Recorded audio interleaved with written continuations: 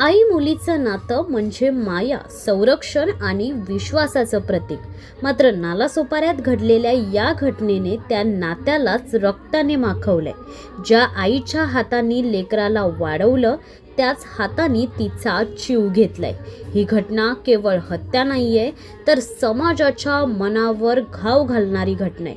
नालासोपारा परिसरात शनिवारी दुपारी घडलेल्या या घटनेने संपूर्ण परिसर हादरून गेलाय.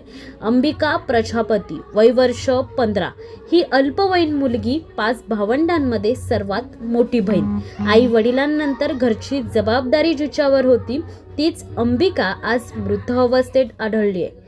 प्राथमिक माहितीनुसार अंबिकाने लहान भावंडांना मारहाण केल्याचा प्रकार समोर आलाय. यावरून आई कुमकुम प्रजापती आणि अंबिका यांच्यात वाद झाला आणि अखेर क्षणिक राग अनावर झाल्यानं आईने खलबत्ता उचलला आणि क्षणार्धात एक आई खुनी ठरली. आई कुमकुम हिनं मुलीच्या डोक्यावर जोरदार वार केला. रक्ताच्या थारोळ्यात कोसळलेल्या अंबिकाला वाचवण्याची कोणतीही संधी उरली नाही. रागाच्या एका क्षणात आयुष्यभराचं नातं संपलं. घटनेची माहिती मिळताच तुडीच पोलिसांनी घटनास्थळी धाव घेतली. पंचनामा करून मृतदेह शवविच्छेदनासाठी पाठवण्यात आला. या प्रकरणी आई कुमकुम प्रजापती हिच्या विरोधात खुनाचा गुन्हा दाखल करण्यात आला असून तिला अटक करण्यात आली आहे.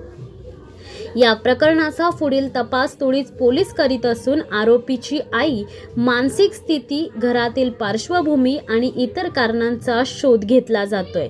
आई मुलीच्या नात्याला काळिमा फासणारी ही घटना नालासोपाऱ्यासह संपूर्ण महाराष्ट्राला हादरवून टाकणारी ठरली आहे.